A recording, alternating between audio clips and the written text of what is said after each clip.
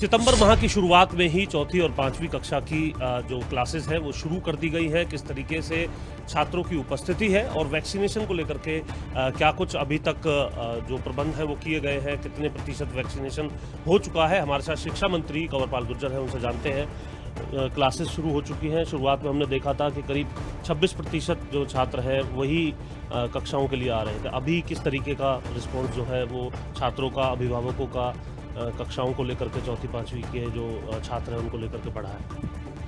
नहीं, वो धीरे धीरे बढ़ रहा है। 25% से ज़्यादा, जैसे आपने 26 अभी कहा है, 25% से ज़्यादा जो बच्चे हैं उन्होंने आना शुरू कर दिया। और जो हमारी 6ठी से 12वीं हैं वहाँ काफ़ी अच्छी संख्या में जो विद्यार्थी हैं उन्होंने आना शुरू कर दिया। तो धीरे धीरे जो एक डर है जिस प्रकार से कोरोना का, वो अभिभावकों के मन में जैसे जैसे समाप्त होता दे रहा है वैसे वैसे संख्या बढ़ती जा रही है। तो अब बच्चे बढ़ रहे हैं धीरे धीरे। वैक्सीनेशन का एक लक्ष्य था जिस तरीके से 31 अगस्त का, उसके बाद अभी तक भी जो कार्यक्रम है वो चल रहा है। कल हमने देखा कि स्वास्थ्य मंत्री भी इस बात को लेकर के चिंतित थे कि जल्द से जल्द जो है शिक्षण संस्थानों में जो वैक्सीनेशन ड्राइव है उसे पूरा किया जाए। हाँ, नहीं, हमारा टारगेट था लेकिन हम उस टारगेट को अचीव नहीं कर सके। लेकिन हमारा प्रयास है कि सभी जो हमारे शिक्षक हैं उनको वैक्सीन लगनी चाहिए और हमारा प्रयास भी है जल्दी जल्दी लगे, तो उसके लिए प्रयास रहता है। देश के अंदर किस तरीके से शिक्षकों की स्थिति है? क्या जो खाली भर्तियां हैं उनको कब तक भरा जाएगा?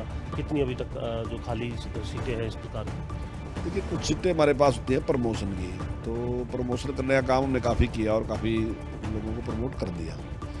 और जो सीटें हमारे पास खाली है, जेबीटी तो आज की तारीख में हमारे पास सरप्लस है। और जो दूसरी हैं टीजीटी पीजीटी जो है उसके लिए हमने लिख के दे दिया कर्मचारी चयन आयोग को। तो हमें उम्मीद है कि जल्दी वो भर्ती। कितनी भर्तियां हैं? नहीं, भर्तियों की संख्या तो काफ़ी है, मैं एग्जैक्ट तो नहीं अभी आपको बता सकता, लेकिन काफ़ी हैं, उसके लिए हमने लिख दिया। हर स्कूल पर कम से कम एक प्रिंसिपल हो, कोई एडिशनल चार्ज या फिर बिना प्रिंसिपल का जो स्कूल है वहाँ पर व्यवस्था की जाए? नहीं, देखिए, इस टाइम हमने काफ़ी बड़ी मात्रा में जो है जो हमारे प्रमोशन है प्रिंसिपल की, वो काफ़ी बड़ी मात्रा में की है। और मैं समझता हूँ काफ़ी हद तक स्कूलों में प्रिंसिपल की उपलब्धता रहेगी इससे। उसके बाद रेसलेशन करके देखेंगे कितने हैं कितने नहीं हैं, सारी जो नियुक्तियाँ हो जाएंगी उसके बाद पता चलेगा कितने नहीं है, लेकिन काफ़ी बड़ी मात्रा में हमने भी किया है प्रमोशन। एक अंतिम सवाल है सर, जो करनाल के अंदर घटनाक्रम है उसके बाद किसान लगातार डटे हुए हैं। सरकार क्या प्रयास कर रही है और किसान इस बात पर अड़े हुए हैं कि एसडीएम पर जब तक कार्रवाई नहीं होगी उनका धरना जारी होगा। किसान आगू नेता भी पहली बार हम देख रहे हैं कि उन किसानों के साथ है। इससे पहले लाठीचार्ज होता था तो वो नजर नहीं आते। देखिए, हमारा प्रयास है कि बातचीत से समस्या का समाधान होना चाहिए। और जिस प्रकार पहले भी उनके 11 लोग आए थे, उनकी बात प्रशासन के साथ हुई है और मैं समझता हूँ कि कोई ना कोई रास्ता निकल जाएगा बातचीत से। टकराव नहीं होगा, पूरा विश्वास है? नहीं, टकराव मुझे तो पूरी उम्मीद है टकराव नहीं होगा। टकराव होना भी नहीं चाहिए। मैं चाहता हूँ कि टकराव नहीं होना चाहिए, कोई अच्छी बात नहीं है। तो सीधे तौर पर एक और जहां शिक्षण संस्थानों को लेकर के सरकार जो है लगातार प्रयास कर रही है, पीजीटी टीजीटी को लेकर भी कर्मचारी चयन आयोग को जो भर्तियों की जानकारी है, भर्तियां कराने को लेकर के लिख दिया गया है। अब ये देख रहे हैं कब तक इन तमाम भर्तियों को कराया जाता है। साथ ही किसानों के साथ किसी प्रकार का टकराव न हो, इस बात को भी सुनिश्चित करने का काम सरकार कर रही है और इसके लिए भी लगातार प्रयासरत है। लेकिन एसडीएम पर कब तक कार्रवाई होगी यह अभी तक भी स्पष्ट नहीं है। भिवानी में कांग्रेस ने सड़कें बनाओ शहर बचाओ के नाम पर विरोध प्रदर्शन किया। विरोध प्रदर्शन का नेतृत्व कांग्रेस नेता परमजीत मड्ढू ने किया। इस दौरान सभी प्रदर्शनकारियों ने जल्द से जल्द शहर की खस्ताहाल सड़कों को दुरुस्त करने की मांग की।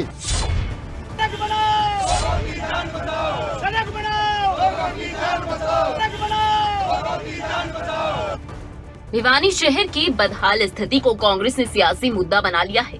टूटी फूटी और धूल फाकती सड़कों को लेकर कांग्रेस ने भिवानी की सड़कों पर सड़कें बनवाओ शहर बचाओ नाम से प्रदर्शन किया। आपको बता दें, शहर की सड़कों का हाल पिछले 2-3 सालों से बदहाल है।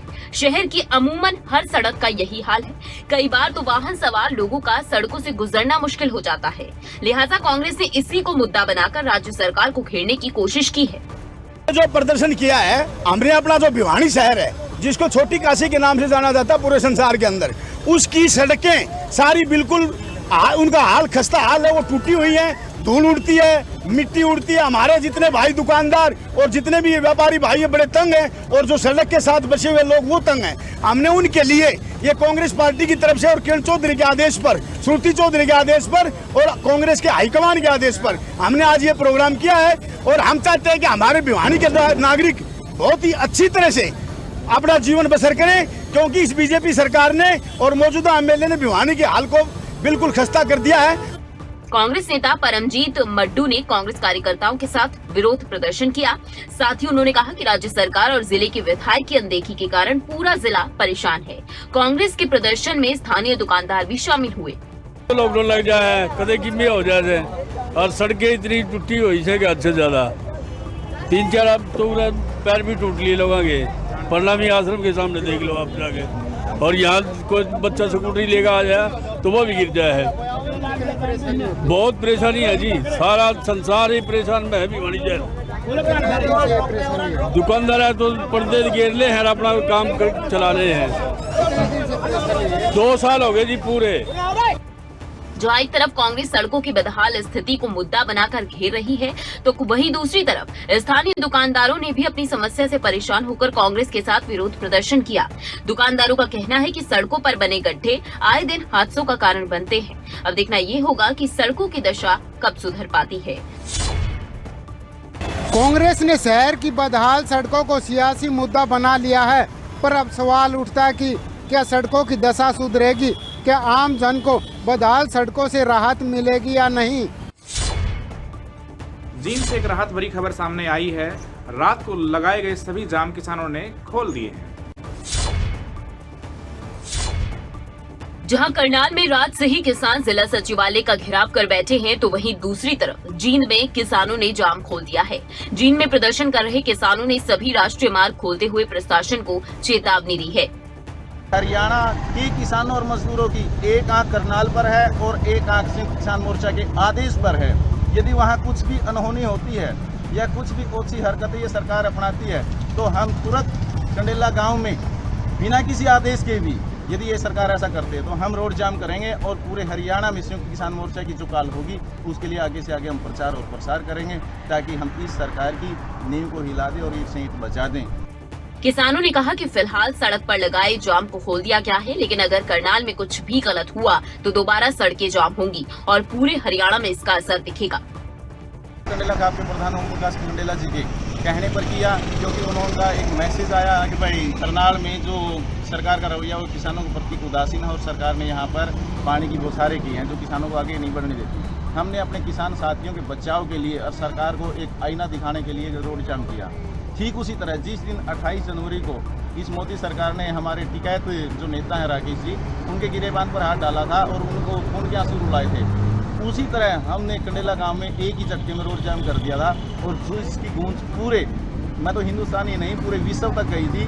और अब जींद में किसानों ने नरमी दिखाते हुए जाम तो खोल दिया है, लेकिन करनाल में किसान अब भी जिला सचिवालय का घेराव कर बैठे हैं। देखना ये होगा कि आंदोलनकारी किसानों की एसडीएम के खिलाफ एफआईआर दर्ज करने की मांग कब तक मानी जाती है। हालांकि किसानों की तरफ से सभी जाम खोल दिए गए हैं, लेकिन साथ ही एक चेतावनी भी जारी की गई है कि अगर फिर से करनाल जैसी घटना दोहराई गई तो किसान सड़कों पर उतरेंगे और सभी सड़कों को जाम कर दिया जाएगा। भिवानी के जन स्वास्थ्य विभाग ने एक ऐसी वाटर टेस्टिंग मोबाइल वैन तैयार की है जो जिले के हर वाटर टैंक से सैंपल लेगी और पानी की गुणवत्ता टेस्ट करेगी। कहते हैं जल है तो कल है, लेकिन देश हो या प्रदेश, आज भी गंदे पानी की समस्या एक बड़ी समस्या बनी हुई है। और इससे बड़ी समस्या है गंदे पानी की सप्लाई जगह जगह होना। कभी लोग प्रशासन से गुहार लगाते हैं तो कभी प्रदर्शन करने पर मजबूर हो जाते हैं। वहीं अब लोगों के स्वास्थ्य को ध्यान में रखते हुए जल जीवन मिशन के तहत भिवानी में वाटर टेस्टिंग मोबाइल वैन तैयार की गई है। ये वैन जिले के हर वाटर टैंक से सैंपल लेगी। इसके अलावा अगर कोई व्यक्ति अपने घर आ रहे पेयजल का सैंपल करवाना चाहे तो ये सेवा उसे फ्री में मिलेगी।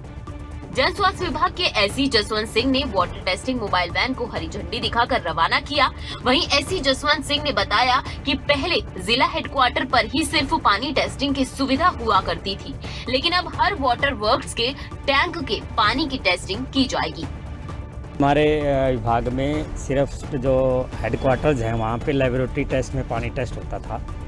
जो हमारे विभाग के ही स्टाफ वाटर सैंपल लेके आते थे। अब ये जो जो लेबोरेटरी है van, mobile water laboratory van, ये गांव-गांव जाएगी, गली-गली जाएगी और हर वाटर वर्क्स पे जाएगी। तो वहाँ पे उसी टाइम एट स्पॉट ही सैंपल चेक करेगी और जो पब्लिक वाला है उसके साथ बैठ के भी पब्लिक वाला भी इसके चेक कर सकता है, जिससे कि पब्लिक को भी ये पता लगे कि हमारा पानी कैसा आ रहा है और इससे पब्लिक में जागरूकता आएगी और जहाँ पे गंदे पानी की शिकायत है हम उसको तुरंत ठीक करेंगे। वहीं वाटर टेस्टिंग मोबाइल वैन में तैनात लैब असिस्टेंट ने बताया कि वो पेयजल की टेस्टिंग 9 पैरामीटर पर करेंगे। उन्होंने बताया कि सभी टेस्ट करते ही रिपोर्ट ऑनलाइन अपलोड की जाएगी, जो सीधा हेडक्वार्टर को अपडेट करेगी। सर, हमारा है जल जीवन मिशन की हर घर में जो पानी जा रहा है कि वो स्वच्छ है या नहीं है, पीने योग्य है या नहीं है। तो ये हमारा जो है फ़ोन है, जो ये गाड़ी का एक्वासेंस का, इसमें हम ये हमारी बोतल में चिप लगी हुई है। इसको जैसे हम स्कैनिंग करेंगे, गाँव का एटीट्यूड, लॉन्गिट्यूड प्लस गाँव का नाम एज द लोकेशन वहाँ आ जाएगा। और जो हमारी गाड़ी है वो केमिकल के 9 पैरामीटर टेस्ट करती है, पीएच, ट्रूबिटी, फुलराइड, आयरन, टीडीएस, हार्डनेस और सल्फेट, नाइट्रेट, जिंक। 9 पैरामीटर तो ये टेस्टिंग करती है केमिकल के। एक हमारा बैक्टीरियोलॉजिकल का टेस्ट होता है। टोटल सैंपल के हम 10 टेस्टिंग करते हैं बैक्टीरियोलॉजिकल मिला के। निश्चित तौर पर जन स्वास्थ्य विभाग की ये एक सराहनीय पहल है, पर अब देखना होगा कि इस पहल के बाद आम लोगों के घर में आ रहे गंदे पानी से किस हद तक निजात मिल पाएगी।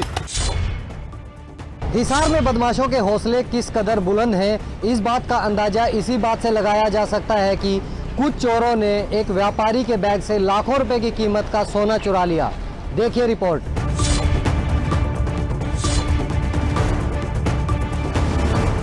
बदमाशों के बुलंद हौसलों की तस्वीरें तो आप काफी देख चुके हैं, लेकिन हिसार से जो चोरी का केस सामने आया है वो आपके होश उड़ा देगा। 2 आरोपियों ने स्वास्थ्य विभाग के अधिकारी बनकर एक बैग चेक करने के बहाने से 1 किलो सोना उड़ा लिया। अब दिन दहाड़े हुई चोरी की वारदात कोई फिल्मी कहानी नहीं, बल्कि एक व्यापारी के साथ हुई चोरी की घटना है। बता दें कि चोरी हुए सोने की कीमत करीब 45 लाख रुपए बताई जा रही है। वो दिल्ली से सोना लेके आए थे और वो ज्वेलरी में था सोना, और उनका काम था मार्केटिंग का कि जितने भी यहाँ पर ज्वेलर्स हैं उनको वो अपना डिज़ाइन दिखाते हैं और ताकि जिसको जो पसंद आए वो खरीद लेता है। तो उनको 2 लड़के मिले, उन्होंने उनको कहा कि भी हम चेकिंग करने वाले हैं, हमें डाउट है कि कुछ सस्पेक्टेड लोग हैं यहाँ आकर सोना बेचते हैं। तो वो सस्पेक्टेड के कारण उन्होंने उसको चेक किया और जब बैग चेक कर रहे थे तो उन्होंने उसमें से कुछ एक जो पैकेट्स थे वो निकाल के उन लोगों को नहीं पता लगने दिया जिनके पास बैग था और अपनी पॉकेट में डाला। उनके बाद उसको आराम से उन लोगों को वहाँ से जाने दिया, बैग दे दिया और मोटरसाइकिल पर बैठ के वो सोने को वहाँ से लेकर चले गए। चोरी की ये घटना हिसार की है। मिली जानकारी के मुताबिक पीड़ित राजस्थान के चुरू का रहने वाला है और दिल्ली से आभूषणों की सप्लाई हिसार के ज्वेलर्स को करता था, लेकिन इन दोनों शातिरों ने उसे अपना शिकार बना लिया। टोटल लगभग 2 किलो सोना था, उसमें से लगभग करीब मेरे ख्याल से 1 किलो के आसपास सोना जो है वो वहाँ से उसमें से बैग से चुपचाप निकाल के चले गए। देखो, हमारी जो 3 CIA की टीमें हैं और हमारे थाने की जो टीम है और हमारे जो एक्सपर्ट हैं वो अभी CCTV फुटेज खंगाल रहे हैं और जो जहाँ पर भी जहाँ से आया है वहाँ हर जगह की CCTV फुटेज खंगाल कर उनको जल्दी से जल्दी आइडेंटिफाई करेंगे और जल्दी ही इनको गिरफ्तार करेंगे। देखिए, ये अपने आपको राजस्थान के बता रहे हैं और जो सोना है वो दिल्ली से लेकर आए थे। अभी गहनता से पूछताछ करेंगे। दोनों आरोपियों ने बड़े ही शातिराना अंदाज में चोरी की इस वारदात को अंजाम दिया है। फिलहाल पुलिस ने दोनों के खिलाफ मामला दर्ज कर आगे की कार्रवाई शुरू कर दी है। देखना होगा कि दोनों की गिरफ्तारी कब तक हो पाती है। पुलिस ने पीड़ित की शिकायत पर मामला दर्ज कर जांच शुरू कर दी है। अब देखना यह होगा कि आरोपियों की गिरफ्तारी कब तक हो पाती है। राबिया मर्डर केस मामले में आरोपी को कोर्ट में पेश किया गया। इस दौरान पुलिस ने आरोपी को 3 दिन के पुलिस रिमांड पर लिया है। ऐसी उसकी हालात थी, 25-30 चाकू लगे हुए थे जिस्म के अंदर। माँ का दर्द अब क्या होता है क्या आप जानते हो। फरीदाबाद का राबिया मर्डर केस भूले तो नहीं होंगे आप। फरीदाबाद में हुई हत्या का कबूलनामा दिल्ली के थाने में किया गया। हत्यारे ने तो पहले सिविल डिफेंस में काम करने वाली युवती की हत्या की, उसके बाद दिल्ली के कालिंदा कुछ थाने में जाकर आत्मसमर्पण किया।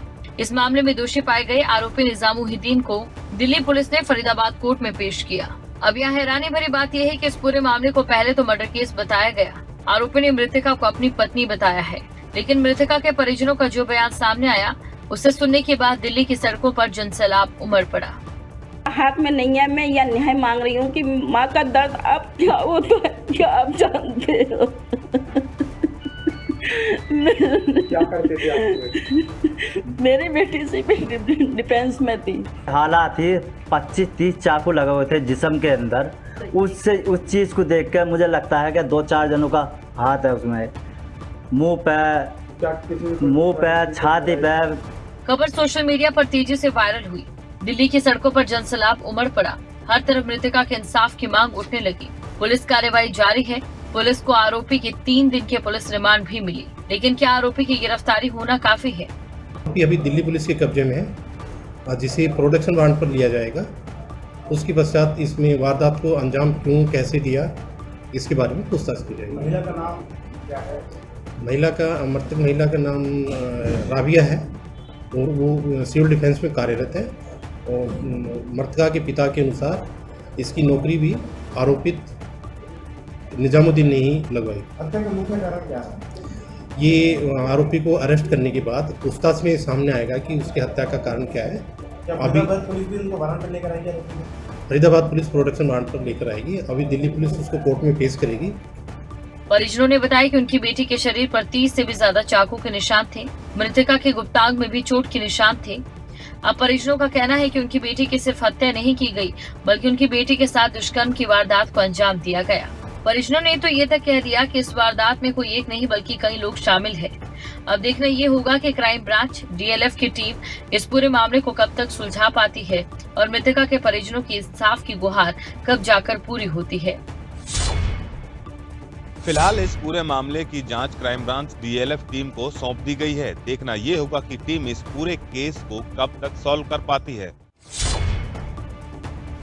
सिरसा की न्यू हाउसिंग बोर्ड में हैरान कर देने वाला मामला सामने आया है। यहां पर कुछ बदमाशों ने पुलिस बनकर लूट की वारदात को अंजाम दिया है। प्रदेश में क्राइम का ग्राफ बढ़ता जा रहा है और बदमाश बेखौफ है। हरियाणा के सिरसा जिले से भी एक ऐसा ही मामला सामने आया है, जिसने पुलिस को हैरान परेशान कर दिया। सिरसा की नई हाउसिंग बोर्ड कॉलोनी के मकान नंबर 572 में कुछ लोग जुआ खेल रहे थे। नकली स्पेशल टास्क फोर्स पुलिस ने यहाँ रेड मारी और 2.5 लाख रुपए की राशि अपने कब्जे में ले ली। इतना ही नहीं, नकली पुलिस टीम ने ताश खेल रहे लोगों के हाथ से सोने की अंगूठियां और कड़े तक निकाल लिए। जब तक यहाँ मौजूद लोग कुछ समझ पाते, नकली पुलिस इंस्पेक्टर्स मौके से फरार हो चुके थे। 10 बजे सूचना मिली थी कंट्रोल रूम से कि हाउसिंग बोर्ड कॉलोनी में मकान नंबर 572 में 4-5 लड़कों ने मिलकर अपना ताश खेल रहे थे। 4-5 आदमी, उनसे पैसे छीन लिए हैं।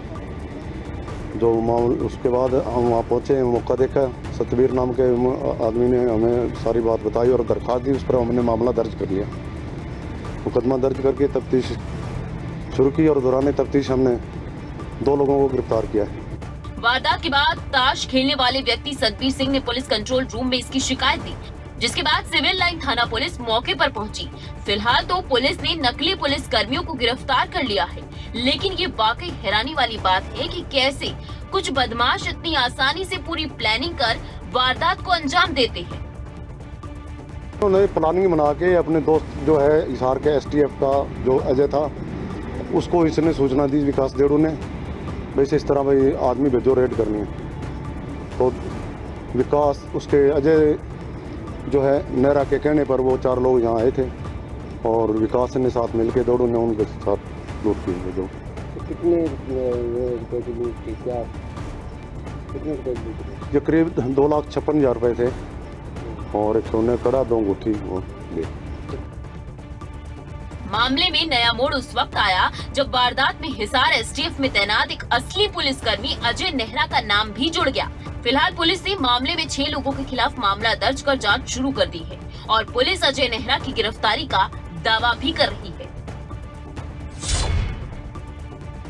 नकली पुलिस द्वारा की गई इस लूट की घटना में एक असली पुलिस कर्मचारी का नाम भी सामने आ रहा है, जो कि हैरान कर देने वाला है। अब ऐसे में देखना ये होगा कि पुलिस इस मामले में और क्या खुलासे करती है। नारायणगढ़ की बेगना नदी में एक कार उफनती नदी में फंस गई। कार में 2 लोग सवार थे। नदी से कार निकालने की जरूरत करना दोनों को महंगा पड़ा। देखिए ये रिपोर्ट। मॉनसून की मार, क्या मैदान क्या पहाड़। मॉनसून की बारिश ने देश में कोहराम मचा रखा है। पहाड़ों से बारिश के बाद आफत की लैंडस्लाइड हो रही है। कहीं पत्थर बरस रहे हैं, कहीं नदियां जानलेवा साबित हो रही हैं। अब आप नारायणगढ़ की गांव बड़ी बसी के साथ लगती बेगना नदी को देख लीजिए। बारिश के पानी ने यहाँ पर कोहराम मचाया। खौफनाक तस्वीर चीख चीख कर बताती है कि बारिश के बाद नदी में उतरना कितना जानलेवा साबित हो सकता है। अब बारिश के बाद जब नदी उफान पर थी, ऑर्गेनिक फॉर्म को स्पॉट करने निकले एक वकील और उसके क्लाइंट ने नदी को हल्के में लेने की गलती कर दी। उफनती नदी पर खतरों के खिलाड़ी बनकर अपनी कार दौड़ा दी, जिसका नतीजा कुछ ही देर में दोनों को भुगतना पड़ा। अब इन दोनों कार सवार युवकों को नदी को चुनौती देना महंगा पड़ गया। नदी की खौफनाक लहर कार को कुछ ही देर में अपने साथ बहा कर ले गई। दोनों ने अपनी जान कार की छत पर चढ़कर बचाने की कोशिश की, लेकिन पहाड़ों पर हुई बारिश से नदी का बहाव काफी ज्यादा बढ़ गया था। देखते ही देखते कार पूरी तरह नदी में समा गई। गनीमत ये रही कि वक्त रहते वहां पर मौजूद लोगों ने घटना की सूचना फार्म की लेबर को दी। गनीमत रही दोनों को सुरक्षित बाहर निकाल लिया गया। जैसे तैसे इन दोनों को नदी से बाहर निकाला गया। गनीमत यह रही कि दोनों सुरक्षित हैं।